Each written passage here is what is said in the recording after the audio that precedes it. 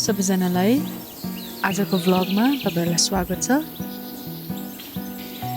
आज चाहिँ म तपाईहरुलाई मलाई एकदमै मनपर्ने ठाउँ लग्दैछु। म आमा भएपछि चाहिँ मलाई सबसे ठुलो च्यालेन्ज चाहिँ घरबाट निस्किने भएको छ।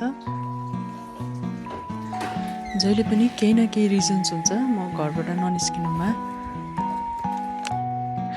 तर आज चाहिँ म मेरो छोरासँग बाहिर जाँदैछु। म आज जानु आँटेको लोकेसन चाहिँ मेरो घरबाट 15 मिनेट टाढा रहेको छ।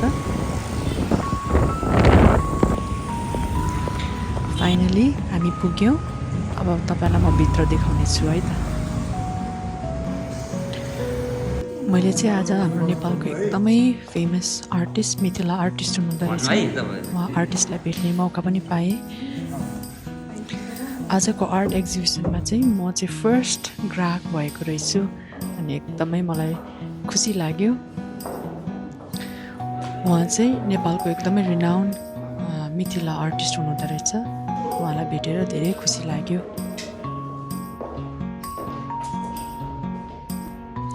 त्यसपछि चाहिँ म अर्को आर्ट ग्यालरी गएँ। अनि यो आर्ट ग्यालरीको मलाई एम्बियन्स चाहिँ अझै मन पर्यो। एकदम पिसफुल अनि एकदम क्वाइट थियो। मलाई चाहिँ कहिलेकाहीँ ब्रेक चाहिएको बेलामा चाहिँ यस्तै शान्त ठाउँमा गएर आफ्नो टाइम स्पेन्ड गर्दा चाहिँ एकदम रिचार्ज हुन्छु म। अनि साथीहरू, यो ठाउँ यो आर्ट ग्यालरी चाहिँ बबर मलमा छ। यदि तपाईहरुलाई यहाँ जाने इच्छुक हुनुहुन्छ भने मलाई कमेन्ट गर्नुहोस्। म कमेन्टमा लोकेसन लेखिदिन्छु। अनि अझै एक्साइटिङ कुरा चाहिँ यो दुवै ग्यालरीहरुको एन्ट्रान्स फी चाहिँ फ्री हो। तपाईहरु पनि एकदमै सलिट्युड मन पराउने मान्छे हुनुहुन्छ भने चाहिँ यो चाहिँ बेस्ट ठाउँ हो। मेरो छोरा विलियम पनि एकदम बिमार थियो तर उलाई पनि एकदमै रमाइलो भयो। यहाँको आर्ट अनि एम्बियन्सले चाहिँ म एकदम इन्स्पायर भएँ अनि एकदम खुसी लाग्यो म यो ठाउँमा गएर आज। अनि यहाँको बेस्ट भ्यू चाहिँ म तपाईलाई देखाउँछु है त। यो ब्युटिफुल भ्यू अनि ब्याकग्राउन्ड म्युजिक पनि बजिरहेको थियो। अनि तपाईहरु त्यो चेयरमा बसेर चाहिँ पेन्ट पनि गर्न सक्नुहुन्छ। अनि यो भ्यू एकदमै राम्रो थियो। म चाहिँ अलिक बेर पेन्टिङ नै एक्सप्लोर गर्दै बसेँ। यहाँ भएको सबै पेन्टिङ्सहरु मास्टरपिस नै थियो। कति राम्रो पेन्टिङ्सहरु। एक्सप्लोर गरिसकेपछि म चाहिँ बाहिरतिर गएँ।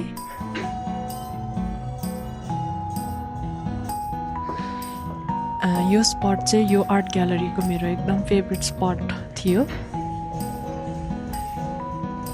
अनि यो स्पटमा चाहिँ म 20 मिनेट जतिले बसेको थिएँ। मलाई चाहिँ यस्तै ठाउँमा गएर टाइम स्पेन्ड गर्नु पाउँदा चाहिँ एकदमै खुसी लाग्छ अनि एकदम रिचार्ज पनि हुन्छु।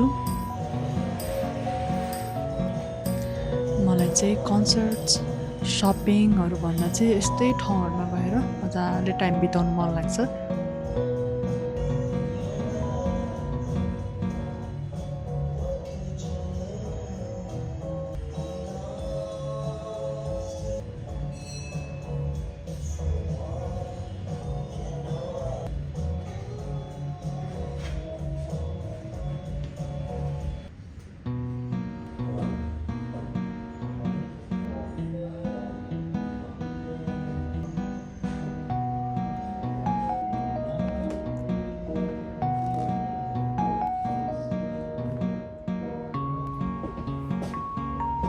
अब चाहिँ हामी माथिल्लो तलामा गएर एक्सप्लोर गर्न जान्छौँ है त।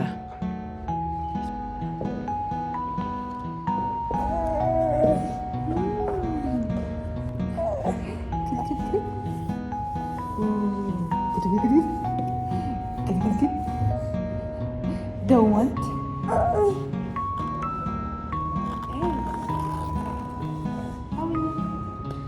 How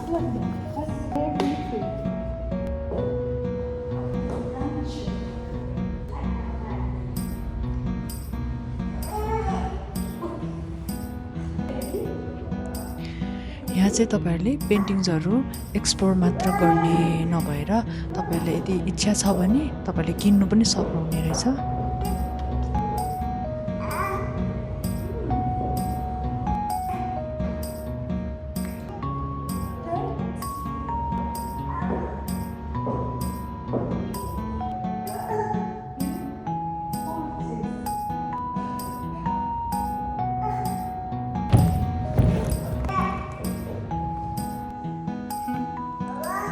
Hey, के भनेको? हामीहरू चाहिँ सबै सकेर अब चाहिँ हामी फर्किँदैछौँ।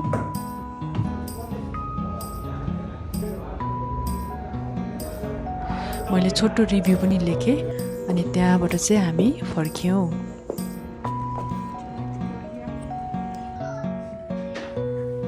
यो ठाउँ चाहिँ बोनाचे हो, भनिमण्डलमा छ।